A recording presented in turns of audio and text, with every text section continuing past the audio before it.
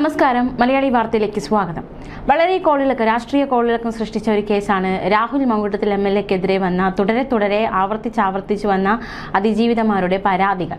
ആ കേസ് വളരെയധികം രാഷ്ട്രീയ വിവാദമായി. ഒടുവിൽ പാർട്ടിയിൽ നിന്ന് രാഹുൽ മങ്കൂട്ടത്തിൽ പുറത്താക്കപ്പെടുന്ന സാഹചര്യമുണ്ടായി. അത്തരത്തിൽ വലിയൊരു കോളിളക്കമാണ് രാഹുൽ മങ്കൂട്ടത്തിനെതിരെയുള്ള പരാതികൾ രാഷ്ട്രീയ കേരളത്തിൽ സൃഷ്ടിച്ചത്. രാഹുലിനെതിരെ മറുപക്ഷക്കാർ, അതായത് മറ്റ് ഓപ്പോസിറ്റ് പാർട്ടിക്കാർ വലിയ രീതിയിലുള്ള വിമർശനം ഉന്നയിച്ച് ഇപ്പോൾ ആ വിമർശനങ്ങൾ തുടരുകയാണ്. സർക്കാർ അതിജീവിതമാർക്കൊപ്പമാണ്, അതുപോലെ തന്നെ കേസെടുത്തു. അത്തരത്തിലൊരു അറസ്റ്റിലേക്ക് രാഹുൽ മങ്കൂട്ടത്തിൽ നീങ്ങുന്ന സാഹചര്യമുണ്ടായി. പിന്നീട് മുൻകൂർ ജാമ്യം അനുവദിക്കപ്പെടുന്നു. ഇപ്പോൾ നിലവിൽ 3 കേസിലും രാഹുൽ മങ്കൂട്ടത്തിന് ജാമ്യം അനുവദിക്കപ്പെട്ടു. രാഹുൽ പുറത്താണ്. ഈ കേസിന്റെ നടപടികളൊക്കെ പുരോഗമിക്കേണ്ടതായിട്ടുണ്ട്. അതിനിടയിൽ രാഹുൽ മങ്കൂട്ടത്തിൽ കേസിലെ ആദ്യത്തെ അതിജീവിതയെ അപമാനിച്ചു എന്നതിന് അഡ്വക്കേറ്റ് ദീപ ജോസഫിനെതിരെ കേസെടുക്കുന്ന സാഹചര്യമുണ്ടായി. ദീപ ജോസഫ് പങ്കുവച്ച ഒരു ഫേസ്ബുക്ക് കുറിപ്പാണ് ഇത്തരത്തിൽ ഒരു കേസിലേക്ക് നയിക്കപ്പെട്ടത്. ആ കേസെടുത്ത സമയത്ത് ഭയമുണ്ടായിരുന്നു എന്നൊരു ചോദ്യം ദീപ ജോസഫിന് നേരെ ഉയരുകയുണ്ടായി. അക്ഷരാർത്ഥത്തിൽ താൻ ഭയപ്പെട്ടില്ല, കാരണം പരാതിക്കാരിക്കെതിരെ ഒന്നും താൻ ആ പോസ്റ്റിൽ എഴുതിയിട്ടിരുന്നില്ല. മാത്രമല്ല, ഇത്തരത്തിലൊരു പരാതി മുഖ്യന്റെ ഓഫീസിലാണോ കൊടുക്കുന്നത് എന്ന ചോദ്യവും ദീപ ജോസഫ് ഉന്നയിച്ചിരിക്കുകയാണ്. സർക്കാർ അവൾക്കൊപ്പം നിൽക്കുന്നുവെങ്കിൽ എന്ന് പറയുന്നുവെങ്കിൽ പോലും എല്ലാവർക്കും ഒപ്പം നിൽക്കാറില്ല എന്ന ഒരു വിമർശനവും കൂടി അഡ്വക്കേറ്റ് ദീപ ജോസഫ് ഉന്നയിച്ചിരിക്കുകയാണ്. Malayali Vartha chief editor Soymon Mathew advocate Deepa ജോസഫുമായി നടത്തിയ ഇന്റർവ്യൂവിലാണ് ഇത്തരത്തിലുള്ള തുറന്നു പറച്ചിലുകൾ അഡ്വക്കേറ്റ് ദീപ ജോസഫ് നടത്തിയത്. എന്തായാലും അഡ്വക്കേറ്റ് ദീപ ജോസഫിന്റെ പ്രതികരണത്തിലേക്ക്. എനിക്ക് തോന്നുന്നു എൻ്റെ അപ്പൻ എന്നെ അങ്ങനെ വളർത്തിയെന്ന് എനിക്ക് തോന്നുന്നു. ഒറ്റ വാക്കി പറഞ്ഞ തൻ്റെ ഇടത്തോട് തന്നെ ജീവിക്കാനും പ്രശ്നങ്ങളെ നേരിടാനും എന്നെ പഠിപ്പിച്ചത് എൻ്റെ അപ്പനാണ്. ആ ഒരു കാലഘട്ടത്തിൽ എൻ്റെ അപ്പൻ എനിക്ക് കൈപിടിച്ച് എൻ്റെ കൂടെ ഉണ്ടായിരുന്നു. ഇപ്പം അതുപോലെ തന്നെ എനിക്ക് നല്ല സപ്പോർട്ട് തരുന്ന എൻ്റെ ഹസ്ബൻഡ്. അപ്പോൾ അതുകൊണ്ട് തന്നെ സത്യം എവിടെയെങ്കിലും വീണുടയുന്നു എന്ന് കണ്ടാൽ പ്രതികരിക്കാൻ, അനീതി കണ്ടാൽ പ്രതികരിക്കാൻ ഒക്കെ എനിക്ക് ശക്തി പകർന്നത് ഇവരൊക്കെയാണ്, എൻ്റെ കൂടെയുള്ളവർ. പിന്നെ എനിക്ക് നല്ല സുഹൃത്ത് ബന്ധങ്ങളുണ്ട്, ഉപദേശക സംഘങ്ങളുണ്ട്, എൻ്റെ കൂടെ നിൽക്കുമെന്ന് ഉറപ്പായിട്ടുള്ള ചങ്കുകളുണ്ട്. അപ്പോൾ പിന്നെ എനിക്ക് ഉറച്ചു നിൽക്കുന്നതിന് കുഴപ്പമില്ലല്ലോ, സത്യം പറയുന്നതിന് കുഴപ്പമില്ലല്ലോ. ഈ അടുത്ത കാലത്ത് ഏറെ ശ്രദ്ധിക്കപ്പെട്ടത് രാഹുൽ മാങ്കൂട്ടം വിഷയത്തിൽ ഒരു നിലപാട് പ്രഖ്യാപിച്ചതിലൂടെയാണ്. ആ നിലപാട് പിന്നീട് കോടതികൾ അംഗീകരിക്കുന്നത്, നമ്മുടെ നിയമ സംവിധാനങ്ങൾ അതിനെ ശരിവെക്കുന്നത്, കേരളത്തിലെ പൊതുസമൂഹം അതിനൊപ്പം ചേർന്ന് നിൽക്കുന്നത് കണ്ടു. സ്വന്തം പാർട്ടി പോലും ആദ്യഘട്ടത്തിൽ രാഹുലിനെതിരെ കടുത്ത നിലപാടെടുത്ത് രാഹുലിനെ തള്ളിക്കളയുമ്പോൾ എന്തുകൊണ്ടാണ് മറ്റ് വേറിട്ടൊരു നിലപാടിലേക്ക് ദീപ എത്തിയത്? എൻ്റെ ഒരു ബുക്കുണ്ട്, എനിക്കൊന്നും എൻ്റെ 2ാമത്തെ ബുക്കാണ്, divine grid the power of women's will എന്ന് പറഞ്ഞിട്ട്.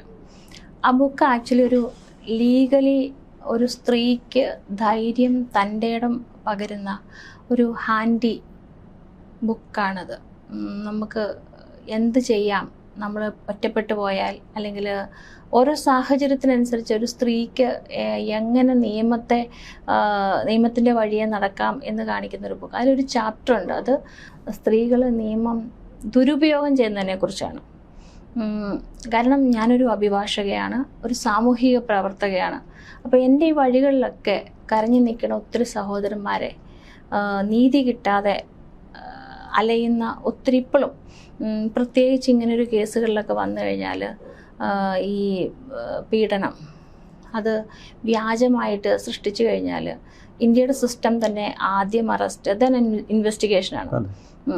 അപ്പോൾ ആ ഒരു സാഹചര്യത്തിൽ ഈ അറസ്റ്റ് ചെയ്യപ്പെടുന്ന വ്യക്തിക്ക് തൻ്റെ നിരപരാധിത്വം തെളിയിക്കാൻ ഇവിടെ ഒത്തിരി പരിമിതികളുണ്ട്. അറസ്റ്റ് ചെയ്യപ്പെടുന്നതോടെ എത്ര സമൂഹത്തിലെ നല്ല മനുഷ്യനാണെങ്കിലും, അവൻ സത്യസന്ധനാണെങ്കിലും അത് വ്യാജമാണെന്ന് വെച്ചാൽ തന്നെയും ആ പുറത്തിറങ്ങി വരുന്ന ആൾക്കുണ്ടാകുന്ന ഒരു മാനസികാവസ്ഥ, അല്ലെ അവനെ സമൂഹം നോക്കിക്കാണുന്നത് ആ ഒരു രീതിയിലാണ്. അപ്പോൾ എല്ലാ പരാതികളും വ്യാജമാണെന്നല്ല, പക്ഷേ വ്യാജ പരാതി കൊണ്ട് തകർന്നു പോകുന്ന ഒത്തിരി പേരെ നമ്മൾ കാണാനിടയായതുകൊണ്ടും, പിന്നെ സത്യമാണല്ലോ എന്നും നിലനിൽക്കേണ്ടതും, അല്ലെങ്കിൽ പിന്നെ നമ്മൾ ഈ നിയമത്തിൻ്റെ വശത്തൂടെ അല്ലെ ആ വഴിയിലൂടെ നടക്കുകയും ഞാൻ സത്യത്തിൻ്റെ ഒപ്പമാണ്, നീതിക്ക് കൂട്ടുപിടിക്കുമെന്നൊക്കെ പറയുന്നതുകൊണ്ട് പിന്നെ നമ്മുടെ ജീവിതം കൊണ്ട് മറ്റർത്ഥങ്ങളൊന്നുമില്ലല്ലോ. അതുകൊണ്ട് തന്നെ ഈ ഒരു കാര്യത്തിൽ, ഇപ്പോൾ രാഹുലിൻ്റെ കാര്യത്തിൽ ചോദിച്ചാൽ, ഞാൻ രാഹുലിനെ സപ്പോർട്ട് ചെയ്യുന്നു എന്ന് ഞാൻ എങ്ങും പറഞ്ഞിട്ടില്ല. അപ്പോൾ ഞാൻ രാഹുലിന് വേണ്ടിയിട്ട് ഒരു പോസ്റ്റിൽ ഒന്ന് രാഹുൽ, നിൻ്റെ ജീവിതം ഒരു യഥാർത്ഥ ലീഡറിന് വേണ്ടതല്ല, ഒരു നേതാവിന് വേണ്ടതല്ല. നീ തിരുത്തണം, നീ തിരുത്തി നിൻ്റെ സംശുദ്ധമായ ഒരു ജീവിതത്തിലേക്ക് നീ തിരിച്ചു വരണം എന്നാണ് രാഹുലിനോട് ഞാൻ പറഞ്ഞിട്ടുള്ളത്. രാഹുൽ നല്ലവനാണെന്ന് എവിടെയും ഞാൻ എഴുതിയിട്ടോ അല്ലെ എവിടെയും ഞാൻ പറഞ്ഞിട്ടോ ഇല്ല. സ്നേഹവും പ്രണയവും സെക്സും ഒക്കെ ഇപ്പം എനിക്ക് മനസ്സിലായത് ഇപ്പം പാശ്ചാത്യവൽക്കരിക്കപ്പെട്ടു നമ്മൾ, പ്രത്യേകിച്ച് കേരളം. ഇനി യൂറോപ്പൊക്കെ എനിക്കൊന്ന് കേരളം പോലെ ആവുകയും കേരളം യൂറോപ്പ് പോലെ ആവുകയും ചെയ്തൊരു സംവിധാനം അല്ലൊരു സാഹചര്യം നമ്മൾ കാണുന്നത്.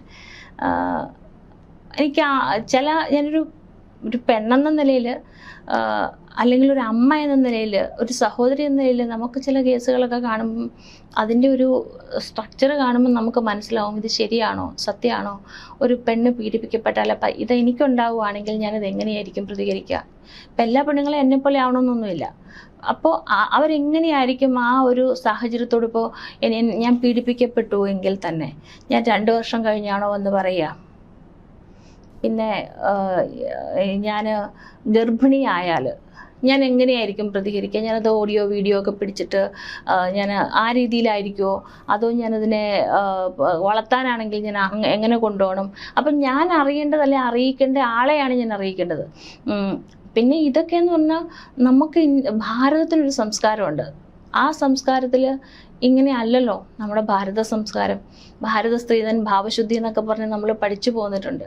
അപ്പോൾ അത് വിവാഹം കഴിഞ്ഞിട്ട് കുട്ടികൾ, പിന്നെ ജീവിതം, ഇതിപ്പോൾ എല്ലാം ആദ്യം കുട്ടി പിന്നെ വിവാഹം, അത് പറ്റിയില്ലെങ്കിൽ പിന്നെ ആ ഒരു സിസ്റ്റമാണ് ഞാൻ എതിർക്കുന്നത്. അല്ല, അതിൽ വലിയ വെല്ലുവിളികൾ നേരിടേണ്ടി വന്നില്ലേ? പ്രത്യേകിച്ച് അതിനെ രാഷ്ട്രീയമായി ചിലർ കണ്ടപ്പോൾ വലിയ കടന്നാക്രമണങ്ങളും ആക്രോശങ്ങളുമൊക്കെ സമൂഹ മാധ്യമങ്ങളിൽ കേട്ടു. പക്ഷെ ഞാനതിനെ മൈൻഡ് ചെയ്തിട്ടില്ല. ഞാൻ മൈൻഡ് ചെയ്തതായിട്ട് ആർക്കെങ്കിലും തോന്നിയോ? ഇല്ല. നമ്മൾ പറയാനുള്ളത് പറയുക. അത് സത്യമാണെന്ന് നമുക്ക് ഉറപ്പായാൽ, നമ്മൾ നീതിയുടെ വശത്താണെന്ന് നമുക്ക് മനസ്സിലായാൽ പിന്നെ നമ്മൾ പേടിക്കേണ്ട കാര്യമില്ല. അവരോടൊരു ഭയത്തിൻ്റെ ആവശ്യമില്ല. ഞാൻ അന്നും ഇന്നും എന്നും ഞാൻ പറയുന്ന അതേ നിലപാടിൽ തന്നെ ഞാൻ ഉറച്ചു നിൽക്കുന്നുണ്ട്. അപ്പോൾ ആരെന്ത് പറയുന്നു എന്നുള്ളത്, ഇപ്പോൾ ചന്ദ്രനെ നോക്കി കുരയ്ക്കുന്ന പട്ടിയോട് ആരെങ്കിലും ചന്ദ്രൻ ഇറങ്ങി വന്നിട്ട് ചോദിക്കാറുണ്ടോ? അല്ലെങ്കിൽ നടന്നു പോകുന്ന ആനയെ നോക്കിയിട്ട് വഴി സൈഡിൽ നിൽക്കുന്ന പട്ടി കുരയ്ക്കുമ്പം ഏതെങ്കിലും ആന എന്നെ നോക്കി നീ എന്തിനാ കുരയ്ക്കണേന്ന് ചോദിക്കാറുണ്ടോ? വളരെ കൃത്യമായി ചോദിച്ചാൽ, അന്ന് രാഹുൽ മാങ്കൂട്ടത്തിലുമായി ബന്ധപ്പെട്ട ഒരു അതിജീവിതക്കെതിരെ നടത്തിയ പരാമർശം എന്ന പേരിൽ ഒരു പരാതി പോലീസിന് മുന്നിൽ വരുന്നു. പിന്നീട് ആ വിഷയം കോടതിയിലെത്തുന്നു. അപ്പോൾ വലിയ തോതിൽ ഒരു സർക്കാർ വേട്ടക്കിറങ്ങി. എന്തിനാണ് ദീപ ജോസഫിനെ അവർ ഉന്നം വെച്ചത്? അത് അവർക്കേ അറിയാവുള്ളായിരിക്കും. സർക്കാർ എന്താണ് ഇവിടുത്തെ, എനിക്ക് തോന്നുന്നു ഇപ്പോഴത്തെ ഭരണപക്ഷത്തിനെയാണ് ഉദ്ദേശിച്ചതെന്ന് എനിക്ക് തോന്നുന്നു. എനിക്ക് തോന്നുന്നു എനിക്ക് തുടക്കം മുതലേ ഈ ശബരിമല കേസും പിന്നെ ഇവിടെ നടക്കുന്ന എനിക്കത് അഴിമതി എന്ന് 100% തോന്നുന്ന കാര്യങ്ങൾ ഞാനത് ജനസമൂഹത്തിൽ ഞാൻ വിളിച്ചു പറയാറുണ്ടായിരുന്നു. അപ്പോൾ ശബരിമല കേസിൽ ഞാൻ ആദ്യം മുതലേ തന്നെ ഇതിനകത്ത് എന്തോ സംഭവിച്ചിട്ടുണ്ട്. സത്യമാണ്, ഞാനൊരു നസ്രാണിയാണ്. പക്ഷേ ശബരിമല എന്ന് പറഞ്ഞാൽ അത് ശബരിമല കൊള്ളയുമായി ബന്ധപ്പെട്ടല്ലേ? ശബരിമല എന്ന് പറഞ്ഞാൽ അല്ല, കൊള്ളയുടെ ശബരിമല സ്വർണ്ണ. അപ്പോൾ ശബരിമല എന്ന് പറയുമ്പോൾ നമ്മൾ അല്ലേ, നമ്മുടെ ഒരു മതേതരത്വം നമ്മൾക്ക് എല്ലാവർക്കും. കാരണം ഞാൻ പഠിച്ചത് NSS ഹിന്ദു കോളേജിലാണ്. അപ്പോൾ അവിടെ വെച്ചാണ് ഞാൻ കൂടുതൽ അയ്യപ്പനെ കുറിച്ച് അറിയുകയും അവരുടെ വിശ്വാസത്തിൻ്റെ ആഴം ഞാൻ മനസ്സിലാക്കുകയൊക്കെ ചെയ്തിട്ടുള്ളത്. അപ്പോൾ അതുകൊണ്ട് തന്നെ ശബരിമല നമ്മുടെ ഇപ്പം ഹിന്ദുക്കൾ പറഞ്ഞാലും ഏത് പള്ളിയെക്കുറിച്ച്, മണ്ണർകാട് പള്ളി അത് നമ്മുടെ പള്ളി അല്ലെ, ആ നമ്മുടെ എന്നൊരു മനോഭാവം നമുക്ക് വരുമ്പോഴാണ് നമ്മളുടെ മതേതരത്വം ആ രീതിയിൽ തന്നെ നമുക്ക് നിലനിർത്തിക്കൊണ്ട് പോകാൻ പറ്റുന്നത്. അപ്പോൾ ഇങ്ങനെ കണ്ടപ്പോൾ 10 വർഷം കൊണ്ട് ഇങ്ങനൊരു സംഭവം കണ്ടപ്പോൾ എനിക്ക് പ്രതികരിക്കണം എന്ന് തോന്നി. പക്ഷെ അതിലൊക്കെ രസകരമായൊരു സംഭവം എനിക്ക് പറയാൻ ആഗ്രഹിക്കുന്നു. എനിക്കൊന്ന് ഈ മാറ്റർ സുപ്രീം കോടതിയിൽ വന്ന സമയത്ത് അത് കഴിഞ്ഞതിന് ശേഷം ഞാനൊരു വളരെ വ്യക്തമായിട്ടൊരു പോസ്റ്റ് എഴുതുകയും എനിക്കത് മലയാളി വാർത്തയും ഒക്കെ അത് ആ പോസ്റ്റ് വാർത്തയാക്കുകയൊക്കെ ചെയ്തിട്ടുണ്ടായിരുന്നു എനിക്ക് മനസ്സിലാവുന്നത്. അപ്പോൾ അതിനകത്ത് ഞാൻ പി സരിനെ കുറിച്ചുമൊക്കെ ഞാൻ ഡയറക്റ്റായിട്ടും ഇൻഡയറക്റ്റായിട്ടും ഒക്കെ സൂചിപ്പിച്ചിരുന്നു. അവരുടെയൊക്കെ ഉപതെരഞ്ഞെടുപ്പിൽ ഇടപെട്ടു അല്ലേ സരിനുമായിട്ട് ബന്ധപ്പെട്ട? അല്ല, അങ്ങനെയല്ല. ഇത് ഞാൻ പറഞ്ഞു വരുന്നത് ഞാൻ 2000 2016 നേരത്തെ പണ്ട് 2016 അവരുടെ 10 വർഷം മുമ്പ് എൻ്റെ വീട്ടിൽ ശബരിമല മേൽശാന്തി താമസിച്ചു എന്ന് പറഞ്ഞിട്ട് ഞാനൊരു പോസ്റ്റ് എഴുതിയിരുന്നു.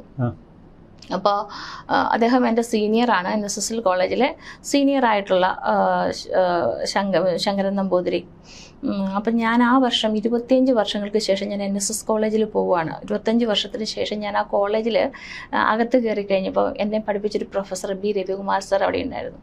അപ്പോൾ സാറ് പറഞ്ഞു, ദീപ പഠിച്ച ക്ലാസ്സിൽ കയറണ്ടേ എന്നൊക്കെ ചോദിച്ചിട്ട് ഇങ്ങനെ എല്ലാവരെയും കൈകാട്ടി വിളിച്ചിട്ട് സാറ് പറഞ്ഞു, വരൂ എല്ലാവരും വരൂ, 1/4 നൂറ്റാണ്ടിന് ശേഷം എൻ്റെ ശിഷ്യ എന്നെ കാണാൻ വന്നിരിക്കുന്നുണ്ട്. അത് ഭയങ്കര നമുക്ക് തന്നെ ഭയങ്കര ഒരു ഇതായിരുന്നു. അങ്ങനെ സാറ് കാണാൻ വന്നു, ഞങ്ങൾ സംസാരിച്ചില്ല, ഞാൻ പഠിച്ച ക്ലാസ് റൂമിലും ഇരുന്ന്. അപ്പോൾ സാറ് തന്നെ എന്നെ മലയാളം പഠിപ്പിച്ചിട്ടുള്ളതാണ്.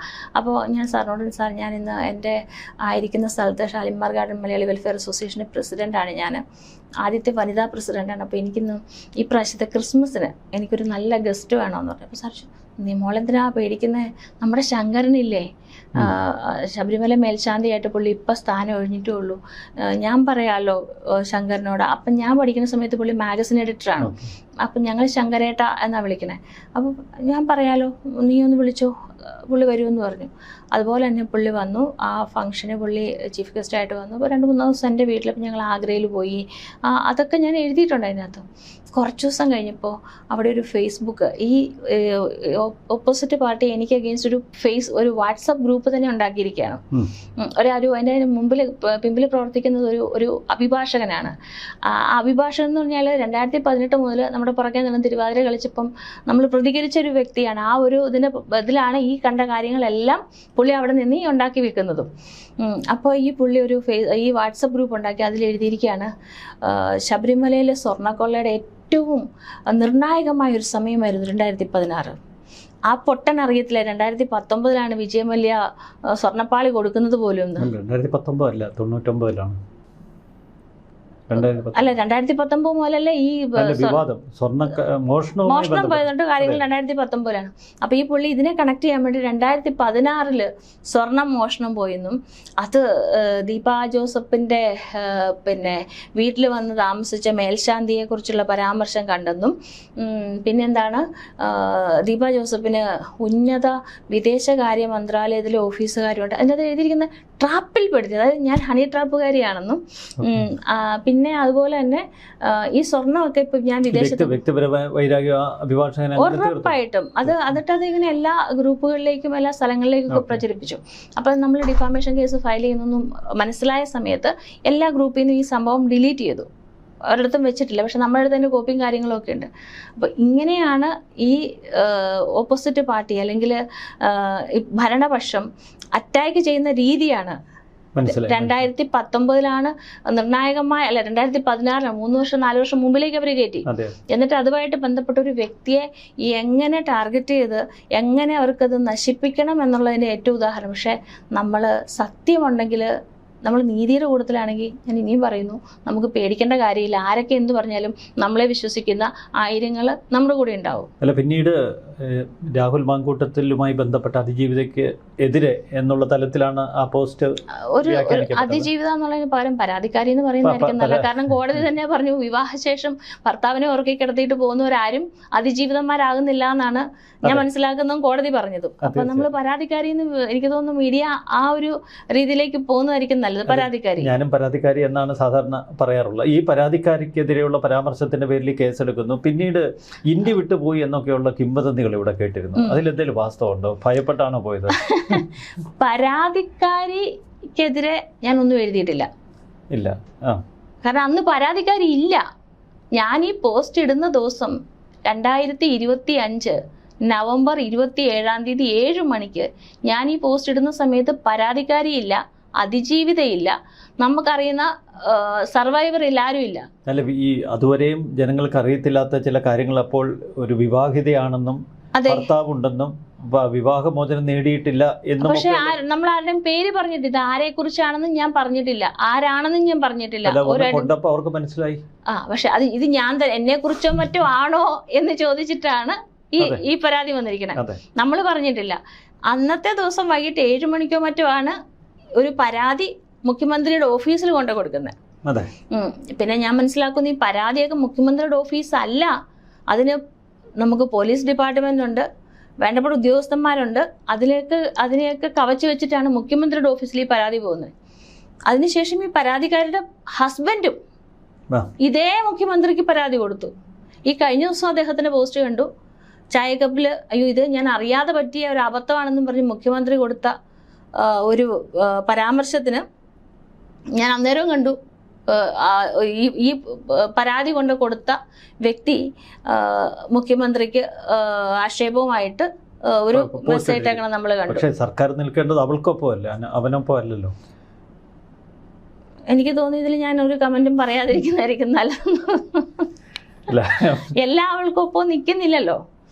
അതിനുശേഷം പലരും നമ്മുടെ സിനിമാ മേഖലയിൽ നിന്നും അതുപോലെ തന്നെ പലരും പല കംപ്ലൈന്റും കൊടുത്തു. അപ്പൊ എല്ലാ അവൾക്കൊപ്പം ഇല്ല, ചില അവൾക്കൊപ്പം മാത്രമേ ഉള്ളൂ.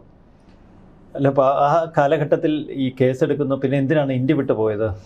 എനിക്ക് ആക്ച്വലി എൻ്റെ ഒരു ബുക്ക്, ഇത് നിങ്ങൾക്ക് എല്ലാവർക്കും അറിയാം, അത് ശരിക്കും പറഞ്ഞാൽ എനിക്ക് തോന്നുന്നു ആ ഭരണപക്ഷത്തിലല്ല ഈ പ്രചരിപ്പിച്ചവർക്ക് വിവരത്തിന് കുറച്ച് കുറവുണ്ടായിരുന്നു, ഒരു ലേശം വിവരത്തിൻ്റെ കുറവുണ്ടായിരുന്നത് കൊണ്ടാണ്. കാരണം യൂറോപ്യൻ വിസയൊക്കെ കിട്ടാൻ ഒരു 15 ദിവസം 30 ദിവസമൊക്കെ എടുക്കും. അതെ. അല്ലാതെ ഇവരൊരു പരാതി ഉണ്ടാക്കിയ ഉടനെ എനിക്ക് വിസ കിട്ടിപ്പോവാൻ എൻ്റെ അമ്മാച്ചനൊന്നും അവിടെ ഇല്ല. പക്ഷെ മലയാളത്തിൽ പറഞ്ഞ എംബസിയില് എന്റെ ബന്ധുക്കാരും ഒന്നുമില്ല. അപ്പോ ആ വിസ കിട്ടാനുള്ള അത്രയും പോലും ചിന്തിക്കാൻ കഴിവില്ലാത്ത മന്ദബുദ്ധികളായ ആൾക്കാരോട് നമുക്ക് എന്ത് പറയാൻ പറ്റും? നേരത്തെ പിന്നെ ആക്ച്വലി നമ്മള് ജനുവരി മാസം നവംബറിൽ എൻ്റെ ബർത്ത്ഡേ ആയിട്ട് ബന്ധപ്പെട്ട് നമ്മൾ മാർപ്പാപ്പയുടെ അടുത്തായിരിക്കണം, വത്തിക്കാനിലായിരിക്കണം എന്ന് പ്ലാൻ ചെയ്തു. പക്ഷേ ആ സമയത്ത് എൻ്റെ PhD തിയറി എൻ്റെ സംഭവം എല്ലാം കുറച്ച് ഒരു ഒക്ടോബർ മാസം ആയപ്പോഴത്തേക്കുമാണ് എനിക്കത് കംപ്ലീറ്റ് ചെയ്യാൻ പറ്റുക. കാരണം ലാസ്റ്റ് മൊമെന്റിൽ എൻ്റെ ടോപ്പിക്കെല്ലാം ചേഞ്ചായി. ഒരു മാസം കൊണ്ട് ഞാനിതെല്ലാം കഷ്ടപ്പെട്ട് ചെയ്യേണ്ടി വന്നു. അപ്പോൾ അതേ സമയം തന്നെ എനിക്കൊരു വലിയ ആഗ്രഹം ഉണ്ടായിരുന്നു, ഈ പ്രാവശ്യം ഷാർജ ബുക്ക് ഫെയറിൽ പങ്കെടുക്കണമെന്നും അവിടെ വെച്ച് എൻ്റെ ബുക്ക് റിലീസ് ചെയ്യണമെന്നും. അപ്പോൾ ഇതെല്ലാം കൂടെ ഒന്നിച്ച് വന്നുകൊണ്ട് എൻ്റെ PhD സബ്മിഷൻസ്, അതുപോലെ തന്നെ ഈ ഷാർജ ബുക്ക് ഫെസ്റ്റിലെ ബുക്ക് പ്രകാശനം, പിന്നെ അതോടൊപ്പം തന്നെ എനിക്ക് തായ്ലൻഡിലൊരു കോൺഫറൻസിൽ പങ്കെടുക്കാനുണ്ടായിരുന്നു. അത് ഒഫീഷ്യലായിരുന്നു. അപ്പം ഞാൻ അവരുടെ ഗസ്റ്റായിട്ടാണ് തായ്ലൻഡിൽ പോകുന്നത്. അവിടുന്ന് വന്നതിന് ശേഷം മാത്രമേ എനിക്ക് 4-ാം തീയതി നവംബർ 4-ാം തീയതിയാണ് എനിക്ക് വത്തിക്കാനിൽ ഇൻവിറ്റേഷൻ വന്ന് കിടക്കുന്നത്. ഒപ്പം എനിക്ക് VIP ഇതിൽ പിന്നെ വിസ അപ്ലൈ ചെയ്യാനുള്ള ഡീറ്റെയിൽസും ഡോക്യുമെൻസും ഒക്കെ വന്ന് കിടക്കുകയാണ്. പക്ഷേ എനിക്ക് എൻ്റെ പാസ്പോർട്ട് കൊടുക്കണമെങ്കിൽ, വിസയ്ക്ക് അപ്ലൈ ചെയ്യണമെങ്കിൽ എനിക്ക് തായ്ലാൻഡിൽ നിന്ന് വന്നിട്ട് ശേഷം മാത്രമേ പറ്റുള്ളൂ. അപ്പോൾ അതുകൊണ്ട് എന്ത് പറ്റി, ബുക്ക് ഫെയറിന് ഞാൻ തുടങ്ങിയ ദിവസം തന്നെ ഞാൻ അവിടെ പോയി പങ്കെടുത്തു. 5-ാം തീയതി 4-ാം തീയതി പോയി, 5-ാം തീയതി ബുക്ക് ഫെയർ കഴിഞ്ഞു. ഞാൻ 7-ാം തീയതി തിരിച്ചു വന്നു. 10-ാം തീയതി ഞാൻ തായ്ലൻഡിൽ പോയി. 16-ാം തീയതി ഞാൻ തിരിച്ചു വന്നു. 17-ാം തീയതി ഞാൻ എംബസിയിൽ കൊണ്ട് കൊടുത്തു. കാരണം എനിക്കത് VIP ഇതിലായിരുന്നത് കൊണ്ട് എനിക്ക് പെട്ടെന്ന് തന്നെ എനിക്കൊന്ന് 1.5 ആഴ്ച കൊണ്ട് എനിക്ക് വിസ കിട്ടി. അപ്പോൾ എനിക്ക് 30-ാം തീയതി മുതൽ എനിക്ക് വിസ ഉണ്ടായിരുന്നു. അല്ലാതെ ഒരു എന്താ പറയുക, ഒരു റേപ്പ് കേസോ അല്ലെങ്കിൽ ഒരു വ്യാജ പരാതിയിലൊക്കെ കേട്ടിട്ട് പേടിച്ചോടാൻ ഇതെന്താ വെള്ളരിക്കപ്പെടണോ? അല്ല, ഭയം തോന്നിയില്ല കേസ് എടുത്തിട്ട്? എന്തിനാ ഭയക്കണം? ഞാൻ ആരെങ്കിലും കൊന്നോ? പിന്നെ ഇവിടെ ഈ ചില സോഷ്യൽ മീഡിയ ചാനലുകളിലൊക്കെ ചിലയല്ല ആ പാർട്ടിയായിട്ട് ബന്ധപ്പെട്ട അല്ലെങ്കിൽ അതുകൊണ്ട് എന്തെങ്കിലുമൊക്കെ താല്പര്യവും അല്ലെങ്കിൽ അതിനകത്ത് എന്തെങ്കിലും രസം കണ്ടുപിടിക്കുന്നവർക്കും മാത്രമേ ഉള്ളൂ സത്യം മനസ്സിൽ. ഇപ്പോൾ ഇത് പറയുമ്പോഴാണ് ഞാൻ ഓർക്കുന്നത്, ഞാൻ ആദ്യം എനിക്ക് തോന്നുന്നു VNAയിലായിരുന്നു തോന്നുന്നു. VNAയിൽ ചെന്ന് കഴിഞ്ഞപ്പം ഞാനിങ്ങനെ ഒന്നും മാറി നിൽക്കുക. കാരണം ആൾക്കാർക്ക് എന്തെങ്കിലും അവരൊക്കെ ഇങ്ങോട്ട് വന്നിട്ട് ചേർത്ത് പിടിക്കുന്ന ഒരു അനുഭവമായിരുന്നു എനിക്ക്. ഞങ്ങൾക്കൊരു പെങ്ങളുണ്ട്, ഞങ്ങളെ സംരക്ഷിക്കാൻ ഞങ്ങൾക്കൊരു കവചമുണ്ട് എന്നുള്ള രീതിയിൽ. അത് കഴിഞ്ഞിട്ട് നമ്മളൊരു 14ഓളം രാജ്യങ്ങളിൽ ഈ ബുക്ക് ലോഞ്ച് ചെയ്തു. അപ്പോൾ ഇറ്റലിയിൽ പോയി കഴിഞ്ഞപ്പം അവരെ ഇടുക്കി കൂട്ടായ്മ ഒരു ബുക്ക് ലോഞ്ച് വെച്ചു. ഒപ്പം ഒരു സ്വീകരണവും ഒരു ഫെലിസിറ്റേഷൻ എല്ലാം കൂടെ കൂടിയിട്ട് അവരങ്ങനെ ഞാൻ ഇടുക്കിക്കാരിയാണ്. അപ്പോൾ ഇറ്റലിയിലെ ഇടുക്കി കൂട്ടായ്മയായിരുന്നു അത് സംഘടിപ്പിച്ചത്. അപ്പോൾ അത് മാർപ്പാപ്പയുമായിട്ടുള്ള ഞങ്ങളുടെ മീറ്റിംഗ് 10-ാം തീയതി, ഇത് 9-ാം തീയതി. ഈ മീറ്റിങ്ങിൻ്റെ സമയത്ത് അവർ പറഞ്ഞു സഫീഷ്യൻറ്റ് ടൈം എടുത്തോളൂ. അപ്പം ഞാൻ അവരോട് ചോദിച്ചാൽ എത്ര മിനിറ്റാണ് ഞാൻ പ്രസംഗിക്കേണ്ടതെന്ന് പറഞ്ഞു. ഇഷ്ടം പോലെ സമയം എടുത്തോ, 1 മണിക്കൂർ 2 മണിക്കൂർ. ഞാൻ പറഞ്ഞു അങ്ങനെയൊന്നും വേണ്ട, നിങ്ങൾ പറഞ്ഞോളാൻ പറഞ്ഞു. അപ്പോൾ പറഞ്ഞ് എനിക്കൊന്ന് 3/4 മണിക്കൂറോളം നീണ്ടുപോയി. കാര്യങ്ങളും കഥകളും എല്ലാം പറഞ്ഞു തന്നു. ഞാൻ തന്നെ പിന്നെ വൈൻഡപ്പ് ചെയ്തു. അത് കഴിഞ്ഞ് സിസ്റ്റർ ലിജി ഉണ്ടായിരുന്നു ഞങ്ങളുടെ കൂട്ടത്തിൽ. അവരുടെ കാര്യങ്ങളൊക്കെ കേട്ടു, യുക്രൈൻ യുദ്ധവും കാര്യങ്ങളും എല്ലാം കേട്ടു. അതെല്ലാം കഴിഞ്ഞ് ഞങ്ങൾക്ക് കാപ്പിയും ചായയും കാര്യങ്ങളൊക്കെ ഉണ്ട്. അപ്പോൾ ഞങ്ങളിങ്ങനെ ഇരിക്കുന്ന സമയത്ത് എൻ്റെ ബുക്ക് അവിടെ നമ്മൾ വിൽക്കാനായിട്ട് വെച്ചിട്ടുണ്ടായിരുന്നു. അപ്പോൾ ആ ബുക്ക് പലരും വന്നിട്ട് മേടിച്ചുകൊണ്ട് വന്ന് എൻ്റെ അടുത്തൊന്ന് സൈൻ ചെയ്യിപ്പിക്കുന്ന സമയത്ത് ഒരു ചേട്ടൻ വന്നു. അപ്പോൾ ആ ചേട്ടൻ വന്നിട്ട് എന്നോട് പറഞ്ഞു, എനിക്ക് സൈൻ വേണ്ട. അപ്പോൾ ഞാനിങ്ങനെ ഇരിക്കുകയാണ്. അപ്പോൾ ചേട്ടനെ ഞാൻ നോക്കി, എനിക്ക് ബുക്കും വേണ്ട, പക്ഷേ മാഡത്തിൻ്റെ പ്രസംഗം ഞാൻ കേട്ടു, എനിക്ക് ഭയങ്കര സന്തോഷമായി, ഞാനൊന്ന് പിടിച്ചോട്ടെ, മാഡത്തിനെ ഒന്ന് തൊട്ടോട്ടെ എന്ന് ചോദിക്കുന്നു. എന്നിട്ട് അവരെല്ലാം കൂടെ കൂടിയിട്ട് എന്നെ അവരുടെ ഒരു ഗാങ്ങിലേക്ക് വിളിച്ചുകൊണ്ട് പറഞ്ഞു, ഇത് അല്ലെ അവരുടെ ടീമിലേക്ക് വിളിച്ചുകൊണ്ട് പറഞ്ഞു, ഇത് നമുക്ക് വേണ്ടി ജന്മം എടുത്ത നമ്മുടെ പെങ്ങളാന്ന് പറഞ്ഞു. അത് ശരിക്കും പറഞ്ഞാൽ എനിക്ക് ഇവിടെയല്ല, ഇത് ആരാണോ എനിക്ക് ഇങ്ങനെയൊരു നെഗറ്റീവ് അല്ലെ എന്നെ തകർക്കാൻ വേണ്ടി ചെയ്തതാണേലും എനിക്ക് ഭയങ്കര പോസിറ്റീവ് അപ്രോച്ചായിരുന്നു. ഞാൻ കോടികൾ കൊടുത്താൽ കിട്ടുകയില്ലാത്തൊരു മൈലേജും ഒരു പബ്ലിസിറ്റിയും ഒക്കെയാണ് എനിക്ക് ഈ വിഷയത്തിൽ, അല്ലെങ്കിൽ ഈ എന്നെ തകർക്കാൻ വേണ്ടി ഉദ്ദേശിച്ചവർ. അതുകൊണ്ട് തന്നെ ഞാൻ അവരോട് നന്ദി പറയുന്നു. അതിനുശേഷം പിന്നീട് തിരിച്ചു വന്നപ്പോൾ സുപ്രീം കോടതിയിൽ ഈ കേസ് വരുന്നു, ചില പരാമർശങ്ങളൊക്കെ ഉണ്ടായി എന്നുള്ള തലത്തിൽ വാർത്തകൾ കണ്ടു. എന്താണ് അതിൻ്റെ വാസ്തവം? സുപ്രീം കോടതിയിൽ നമ്മൾ പോയത് ഒരിക്കലും ആൻറ്റിസിപ്പേറ്ററി ബെയിലിനായിരുന്നില്ല. നമ്മൾ പോയത് ഇവിടെ FIR ഇട്ടു എന്നൊക്കെ നമ്മൾ കേട്ടിട്ടുണ്ടായിരുന്നു, സോഷ്യൽ മീഡിയയിൽ കേട്ടു. അതിനുശേഷം ഞാൻ അവിടെ ഒരു കേസുമായിട്ട് ബന്ധപ്പെട്ടാണ് യുക്രൈനിലെത്തുന്നത്. അതിനെക്കുറിച്ച് നമുക്ക് പിന്നീട് സംസാരിക്കാം. അപ്പോൾ ഞാൻ അവിടുന്ന് ഈ പല മെയിലുകൾ നമ്മൾ പോലീസ് ഓഫീസേഴ്സിന് അയച്ചു. ഞാൻ കേൾക്കുന്നു, എനിക്കിങ്ങനൊരു FIR ഉണ്ടെന്ന്, അതിനകത്ത് വല്ല വാസ്തവമുണ്ടോ, FIR നമ്പർ എത്രയാണ്, എൻ്റെ ഡീറ്റെയിൽസ് എന്താ, എനിക്കിതൊന്നും കിട്ടിയിട്ടില്ല, നോട്ടീസൊന്നും കിട്ടിയിട്ടില്ല എന്ന് പറഞ്ഞിട്ട്. അപ്പോൾ അതിൽ നിന്ന് നമുക്ക് ഒരു ഈ ഓട്ടോമാറ്റിക് ആയിട്ടുള്ള മെസ്സേജ് വന്നു, ക്ലോസ്ഡ് എന്നൊക്കെ പറഞ്ഞിട്ട് മെസ്സേജ് വരും. നമ്മൾ അതിൻ്റെ എല്ലാ കാര്യങ്ങൾ വെച്ചു. നമ്മൾ അയച്ചത് ചീഫ് സെക്രട്ടറിക്കും പോലീസ് കമ്മീഷണർക്കുമാണ് നമ്മൾ മെയിൽ അയച്ചത്. ഒരു 5-6ഓളം മെയിലുകൾ നമ്മൾ അയച്ചു, ഡീറ്റെയിൽസ് തരാനും പറഞ്ഞു. ബട്ട് നമുക്കൊരു തരത്തിലുള്ള കമ്മ്യൂണിക്കേഷൻ ഉണ്ടായില്ല. അപ്പം ഇത് വെച്ചിട്ട് നമ്മൾ നോക്കുമ്പം രാഹുൽ ഈശ്വറിനെ അറസ്റ്റ് ചെയ്യുന്നു, പിന്നെ രാഹുലിനെ അറസ്റ്റ് ചെയ്യുന്നു. അതിനൊക്കെ നമുക്ക് സുപ്രീം കോടതിയുടെ ചില നിയന്ത്രണങ്ങളും നിയമങ്ങളും ഒക്കെ ഉണ്ട്. അപ്പോൾ അതൊന്നും പാലിക്കാതെയാണ് ഈ അറസ്റ്റുകളും അല്ലെങ്കിൽ പല FIRകളും ഉള്ളതെന്ന് എൻ്റെ അനുഭവത്തിൽ നിന്ന് മനസ്സിലായതുകൊണ്ട് നമ്മൾ ഈ പോലീസിന്, എസ്പെഷ്യലി ഇൻ കേരള, നമ്മളൊരു ഗൈഡ് ലൈൻ കൊടുക്കണം. അത് നിങ്ങൾക്കറിയാം, എനിക്ക് അയച്ചു തരാൻ പറ്റും അതിൻ്റെ പെറ്റീഷനോ കോപ്പി. ഒരു ഗൈഡ് ലൈൻ കൊടുക്കണം.